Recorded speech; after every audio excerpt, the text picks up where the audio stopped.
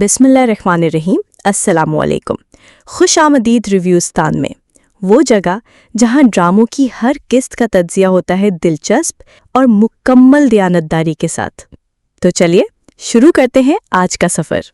मोहब्बत अगर जालिम हो जाए तो दिल में रहम की जगह सिर्फ इंतकाम बचता है, और जब जुल्म के खिलाफ कोई फजर बन जाए तो जालिमों की रातें बेसुकून हो जाती हैं। ड्रामा शेर की 21वीं किस्त में कहानी एक ऐसे मोड़ पर पहुंच गई है जहां जज्बात, सियासत, साजिश और रिश्तों की जंग अपने उरूज पर है। सबसे बड़ी बात, फजर का किरदार इस किस्त में मुकम्मल तौर पर मरकजी हैसियत इख्तियार करता है। फजर अब मुकम्मल तौर पर शेर की तरफ झुक चुकी है। वो जानती है कि जो कुछ भी हो रहा है वो गलत है। उसने अपने बाप को ये झूठ बोला कि शेर की दवा की खुराक बढ़ा दी गई है और वो तकलीफ में है, मगर हकीकत यह है कि फजर ने खुद ही शेर को दवा देना बंद कर दी है ताकि वो आहिस्ता आहिस्ता सेहतयाब हो और उस अजियत से बच सके जो उसे पागल खाने में दी जा रही है। ये लम्हे सिर्फ फजर के लिए नहीं बल्कि नाजरीन के लिए भी निहायत जज्बाती हैं, क्योंकि हम सब जानते हैं फजर के इस कदम का मतलब है बगावत। बगावत अपने बाप के खिलाफ, इस निज़ाम के खिलाफ जो ताकतवर को हक पर समझता है। अदाकारी की बात की जाए तो फजर का किरदार अदा करने वाली अदाकारा ने इस किस्त में जो जज्बा, आंखों की नमी और ज़बान के बगैर दिखाया है वो बेमिसाल है। उनके चेहरे का दर्द, हर लम्हे शेर के करीब होने की चाहत और दिल में छिपी बेबसी, सब कुछ स्क्रीन पर महसूस होता है।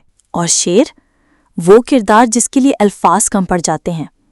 इस किस्त में अगरचे उसके मुकालमे कम हैं, लेकिन उसकी हालत, उसकी खामोशी, उसकी नज़रें दिल चीर के रख देती हैं।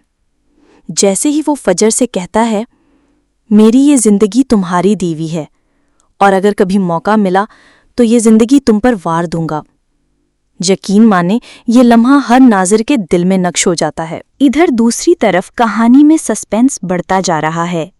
फजर ने तहमीना बेगम को सारी हकीकत बता दी है और अब वो अपने ख़ास मुलाजिम के ज़रिए शेर को पागल खाने से निकालने का मंसूबा बना रही हैं।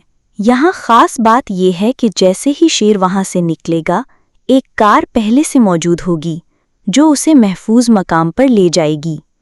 एक ऐसा मकाम जो उसकी माँ ने उसके लिए मखसूस किया था। इसी दौरान बदज़बान बदरू यानी बदर ज़बान और रंगून वाला दोनों बौखलाए हुए हैं। उन्हें समझ नहीं आ रहा कि शेर कहाँ चला गया, और तहमीना बेगम दिखावे का चोला पहनकर बेटे के लापता होने पे दुनिया के सामने मातम करती नजर आती हैं, जबकि हकीकत में उसे सब पता है क्योंकि सब कुछ उसी की मर्जी से हुआ है। ये किस्त फजर के लिए एक इम्तिहान है। क्या वो अपने ज़मीर की बात सुनेगी या अपने बाप की? क्योंकि अब चौधरी शुजात और शहजादी दोनों फजर की तारीफों के पुल बांध रहे हैं इस गलत फहमी में कि शेर को अगवा फजर ने उनके कहने पर किया है। चौधरी शुजात तो यहाँ तक कहता है, फजर ने अपना काम कर दिखाया, और फजर खामोशी से उनकी बातें सुनती है बगैर किसी इजहार के। शायद वो मौके का इंतजार कर रही है, शायद वो सच को जल्दी जाहिर नहीं करना चाहती, या शायद वो खौफजदा है कि अगर सच सामने आया तो शेर का अंजाम पहले से भी बदतर होगा। अब फहद आज़ाद हो चुका है और वो शेर की बहन को किसी भी वक्त तंग कर सकता है। एक नई मुसीबत, एक नया खतरा शेर की खानदान पर मंडला रहा है। ये सब फजर की हिम्मत का इम्तिहान है। ये किस्त अपने अंदर जज्बात, बगावत, खामोशी की चीख और रिश्तों के बदलते रंग लिए हुए है। कहानी में कोई बड़ा धमाका नहीं हुआ, लेकिन अंदर ही अंदर कहानी का हर किरदार एक आतिशफशां बन चुका है जो जल्द फटने वाला है। इस किस्त की खास बात यह है कि यहाँ सिर्फ मुकालमे नहीं बोले गए, यहाँ आंखें बोली हैं, खामोशियाँ चीखी हैं और ज़मीर की जंग लड़ी गई है। चौधरी शुजात और ताजदार बेगम दोनों अब फजर की वफादारी पर मुतमईन हैं, मगर नाज़िर जानते हैं कि फजर की वफादारी ना चौधरी शुजात से है और ना बदज़मान से। वो सिर्फ एक इंसान के दर्द को महसूस करते हुए अपने ज़मीर की पैरवी कर रही है।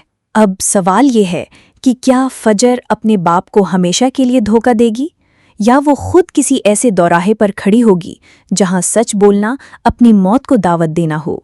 चौधरी शुजात, जिसे लगता है कि फजर उसके हुक्म पर शेर को ख़त्म करेगी, क्या उसकी ये खुशफहमी ज़्यादा देर बरकरार रहेगी?